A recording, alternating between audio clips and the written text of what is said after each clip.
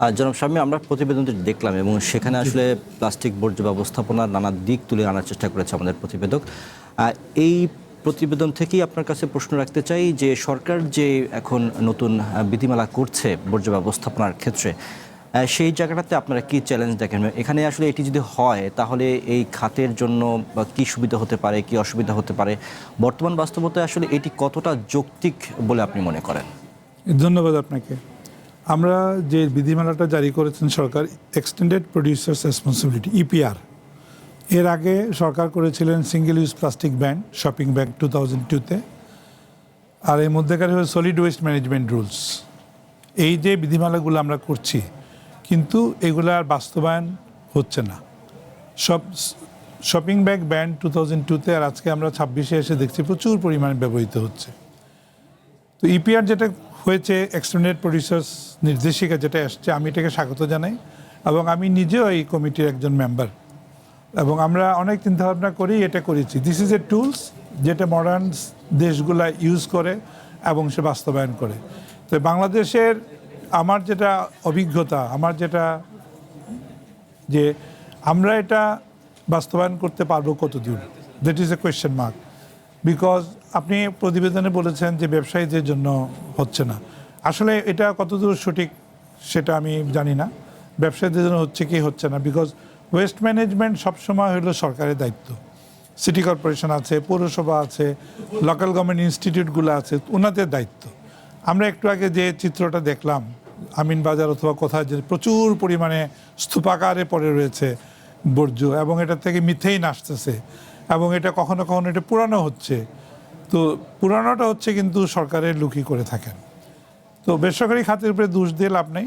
বেসরকারি খাত আমরা সর্বত্র সচেষ্ট থাকি সরকারকে সহযোগিতা করার জন্য। আমি নিজে ব্যক্তিগতভাবে ইপিআর যেটা হয়েছে সেটাকে স্বাগত জানাই, কিন্তু ইনফ্রাস্ট্রাকচারটা রেডি কিনা, আমরা এটা পাইলটিং করে আমরা বুঝতে পারলাম কিনা যে এটা নির্দেশিকাটা আমরা সফল হতে পারবো, এটা করলে মনে হয় বেটার ছিল যে প্রথমে যদি পাইলটিং করে করা হতো। তবে একটা জিনিস আমি স্বাগত জানাই যে পুরোপুরিভাবে প্রথম থেকেই শুরু করেন নাই। প্রথমে অবলাইজড কোম্পানিগুলো যারা হবে তাদেরকে, বড় বড় ব্র্যান্ড ওনারদেরকে ইনভাইট করেছেন two B obliged company.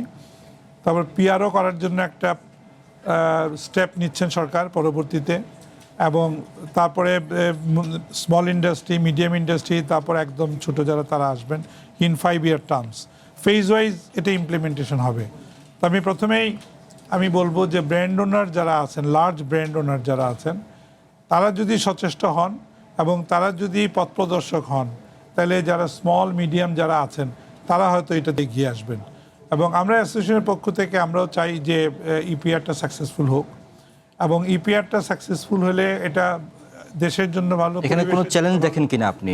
Challenge দেখেন কিনা এটা বাস্তবায়ন করার ক্ষেত্রে? শুনেন, সরকারের যে কোনো আইনি চ্যালেঞ্জের সম্মুখীন হয়, এটাও চ্যালেঞ্জের সম্মুখীন হবে নিশ্চিত, হ্যাঁ। কিন্তু এটাকে আমরা সফটলি সাস্টেনেবিলিটির দিক দিয়ে সরকারের সহযোগিতা নিয়ে যদি আমরা করতে পারি, এবং যেটা আমরা বুঝতে সক্ষম হই, অ্যাওয়ারনেসটা আমাদের খুব দরকার, হ্যাঁ। ব্যবসায়ীদের দরকার, আমরা যারা সিটিজেন আছি তাদের অ্যাওয়ারনেসটা দরকার, তাহলেই কিন্তু আমরা সাকসেসফুল হব। নির্দেশিকাতে বলা আছে টেক ব্যাক, আপনি যেটা পণ্যটা নিয়ে যাবেন, কেসটা ফর এক্সাম্পল 5 লিটার তেলের ক্যান আপনি কিনে নিয়ে আসছেন, সেটা আবার আপনার যারা প্রডিউসার তাদের কাছে চলে যাবে through retail shop, take back করবে তারা। কিন্তু রিটেল শপের মাধ্যমে যে যাবে, আমরা যারা ঢাকা শহরে থাকি, যে রিটেল শপগুলোর যে সাইজ, দিনের শেষে সে একটা 1000 টাকা দিয়ে একটা অয়েল কন্টেনার বিক্রি করার পরে যখন খালি কন্টেনারটা আসবে, সে কি সেটা রাখবে? রাখার কি তার স্পেস আছে?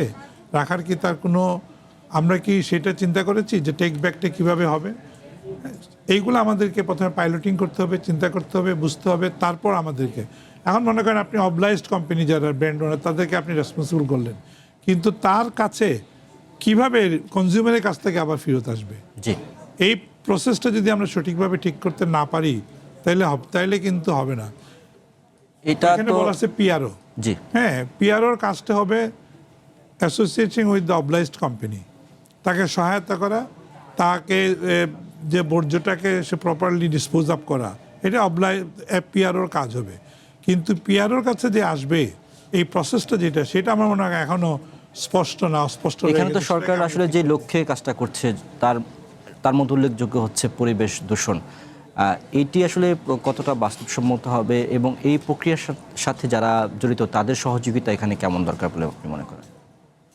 এখানে শুধু প্লাস্টিক ইপিআর নিয়ে কথা হচ্ছে, প্লাস্টিক এক্সপান্ডেড, কিন্তু আমি আরও খুশি হতাম যদি আরও কয়েকটা আইটেম যদি এর সাথে সংযুক্ত হইতো। শুধু প্লাস্টিকই দূষণ করে না এবং প্লাস্টিক একা রেসপন্সিবল। ইপিআর যখন আপনি হবেন, আমি একজন কনসালটেন্টের সাথে কথা বলেছিলাম, তিনি বলেছে শুধু প্লাস্টিক নিয়ে তোমাদের ইপিআর সাকসেসফুল কত দূর হবে আমি সন্দিহান। এটার সাথে আরও কিছু যদি করতে পারত, তোমরা যদি প্রোডাক্ট আরও যুক্ত করতে পারতা, তাহলে ইপিআরটা মোর ভ্যালুবল হতো, মোর অ্যাট্রাকটিভ হতো এবং এটার জন্য তুমি ইনপুট দিতে পারতা। এখন আপনি আমাকে বলেন, ইপিআর আইন আমরা করলাম, হ্যাঁ, বাস্তবায়ন করার জন্য যে ফান্ডিং দরকার সেটা কি সরকারের অনুমোদন আছে, সেটা কি সরকার সহযোগিতা করবেন, এটাও একটা বিষয় যেটা দেখতে হবে যে এই বিষয়টা হবে। সবই যদি আপনি মনে করেন ব্র্যান্ড ওনারদের উপরে আমরা আপাতত চাপিয়ে দিই, তারপর স্মল, তারপর মিডিয়াম, স্মল মিডিয়াম ইন্ডাস্ট্রি তো নিজেই সার্ভাইভ করতে পারে না, সে তার মধ্যে উপরোক্ত চাপটা নিবে, এইটাই তো বেশি হয়ে যাবে তার জন্য। এখানে আপনার আমাদের ইন্ডাস্ট্রিগুলোর এই মুহূর্তের অবস্থা কেমন রয়েছে, বিশেষ করে প্লাস্টিক শিল্পের সাথে যারা জড়িত, সেখানে আমাদের রপ্তানির বাজার এবং বর্তমান অবকাঠামোগত যেই উন্নয়ন সেটি কতটা হয়েছে, সামনের ভবিষ্যৎটা বা ঝুঁকিটা আপনারা কি দেখেন? বর্তমানে তো আমরা সবাই জানি যে আমরা we are facing A crisis of power and energy and electricity, হ্যাঁ, যেটার জন্য সব সেক্টরে ক্ষতিগ্রস্ত হচ্ছে, প্লাস্টিক সেক্টর ক্ষতিগ্রস্ত হচ্ছে। Plastic sector is power intensive sector. আমাদের প্লাস্টিক র মেটেরিয়ালটাকে কনভার্সন করতে গেলে উই নিড সাবস্টেন্সিয়াল আমি অ্যামাউন্ট অফ আপনার এই কথাটা আপনার কাছ থেকে আরো ডিটেল জানবো। আমি একটু জানতে চাচ্ছিলাম যে এই মুহূর্তে রপ্তানির বাজার কেমন রয়েছে প্লাস্টিক ইন্ডাস্ট্রিতে, প্লাস্টিকের টোটাল এবং এই যে এখন এপিআর নির্দেশিকা হয়েছে সেক্ষেত্রে এটি কোনো প্রতিবন্ধকতা বা কোনো সহযোগিতা করবে কিনা? ইপিআর এর জন্য, ইপিআর হওয়ার জন্য রপ্তানি কোনো বাধাগ্রস্ত হবে না, এটা আমি বলতে পারি। কিন্তু রপ্তানি বাজার কতটুকু সেটা যদি জানতে চান, তাহলে $2.2 বিলিয়ন আমাদের ডাইরেক্ট অ্যান্ড ইনডাইরেক্ট মিলে আমরা এক্সপোর্ট করে থাকি, $2.2 বিলিয়ন। কিন্তু ইপিবি, এক্সপোর্ট প্রসেসিং ব্যুরো, শুধু ডাইরেক্ট এক্সপোর্টটাকে শো করে, দ্যাট ইজ $300 মিলিয়ন ওনারা শো করেন।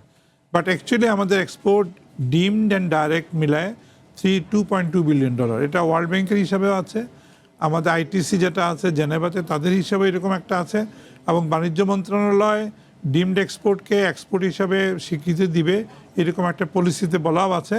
সেটা আমরা আশা করব যে বাণিজ্য মন্ত্রণালয় এটা আপনার অ্যাড্রেস করবেন এবং এটাকে স্বীকৃতি দিবেন। অসংখ্য ধন্যবাদ। আমরা আপনার সাথে আরও আলোচনা করব, সময় হলো একটি বিরতির। বিরতি থেকে ফিরে এসে আমরা আরও কথা বলবো।